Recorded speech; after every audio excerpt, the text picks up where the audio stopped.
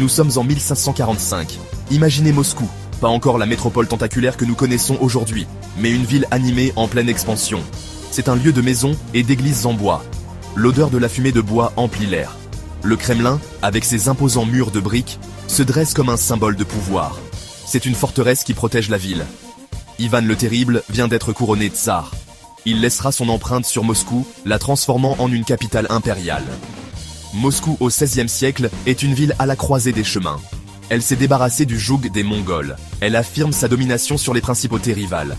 Son paysage architectural reflète cette transition. La ville est un mélange d'ancien et de nouveau. Il y a des structures traditionnelles en bois aux côtés d'ambitieux bâtiments en pierre. Ces structures en pierre laissent entrevoir la grandeur à venir. Le Kremlin est au cœur de tout cela. Ses imposants murs et ses tours protègent les moscovites depuis des générations. À l'intérieur de ces murs se trouvent de magnifiques cathédrales et palais. Ces bâtiments témoignent de la puissance et de l'ambition croissante des tsars.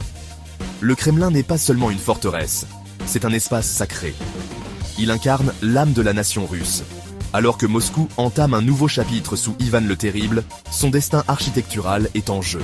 La ville est sur le point de devenir un symbole de puissance et de prestige, reflétant les ambitions de ses dirigeants et l'esprit de son peuple. La scène est prête pour la transformation de Moscou en une véritable capitale impériale. Son parcours architectural laissera une marque indélébile sur le paysage de la Russie et du monde. Le Kremlin se dresse comme un puissant symbole de l'histoire de la Russie. Ses murs imposants et ses tours distinctives évoquent des images de tsars et d'empereurs. Ils nous rappellent la Révolution et la guerre froide. Mais l'histoire du Kremlin est bien plus ancienne que cela. C'est une histoire profondément liée à l'évolution de Moscou elle-même. Le mot Kremlin signifie forteresse en russe. Le Kremlin de Moscou a certainement fait honneur à son nom.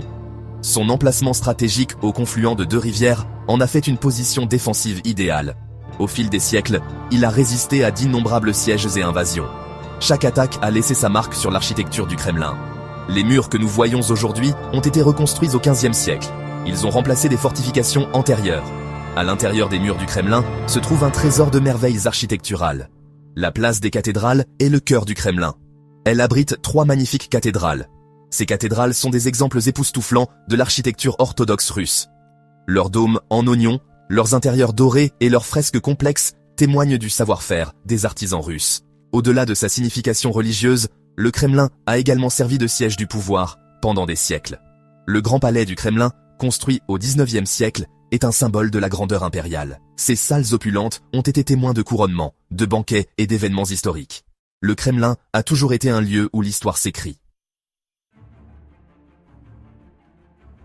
Au fur et à mesure que Moscou gagnait en puissance et en prestige, ses ambitions architecturales grandissaient également. Le règne d'Ivan le Terrible au XVIe siècle a marqué un tournant. Ivan a adopté le concept de Moscou comme la troisième Rome, l'héritière de l'héritage de Byzance. Cette vision s'est reflétée dans l'architecture de la ville. De magnifiques églises et monastères ont surgi à travers Moscou, chacun cherchant à surpasser le précédent en splendeur. L'exemple le plus emblématique de cette époque est sans doute la cathédrale Saint-Basile, commandée par Ivan le Terrible lui-même. Ses dômes en oignons tourbillonnants, peints de couleurs vives, sont immédiatement reconnaissables dans le monde entier. La légende raconte qu'Ivan fut tellement impressionné par la cathédrale qu'il fit aveugler l'architecte pour l'empêcher de créer quoi que ce soit de plus beau. Le XVIIe siècle a vu l'essor du style baroque Narychkine, un mélange unique d'éléments architecturaux russes et européens. Les bâtiments de ce style présentaient des décorations complexes en pierre blanche sur des murs en briques rouges. L'église de l'Intercession à Philly, avec son élégant clocher et sa façade ornée, en est un exemple frappant. L'arrivée au pouvoir de Pierre le Grand à la fin du XVIIe siècle a marqué le début d'une nouvelle ère d'occidentalisation. Pierre était déterminé à moderniser la Russie, et il voyait l'architecture comme un outil pour atteindre cet objectif.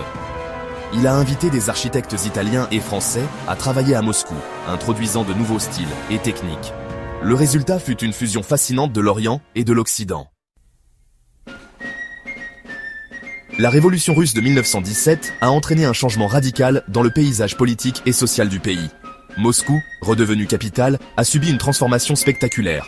Les bolcheviks, dirigés par Lénine, étaient déterminés à créer une nouvelle société. Ils croyaient que cette nouvelle société nécessitait un nouveau langage architectural.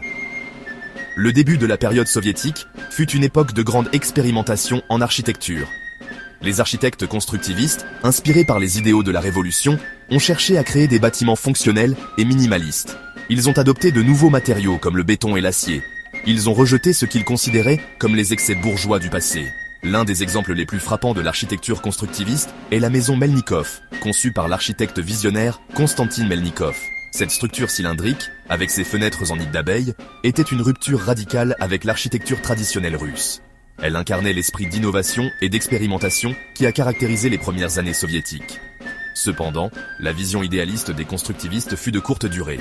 À la fin des années 1920, Staline avait consolidé son pouvoir et un nouveau style architectural émergea. Le réalisme socialiste. Ce style était caractérisé par sa grandeur et sa monumentalité. Il visait à glorifier les réalisations de l'État soviétique et à inspirer l'admiration dans le cœur du peuple.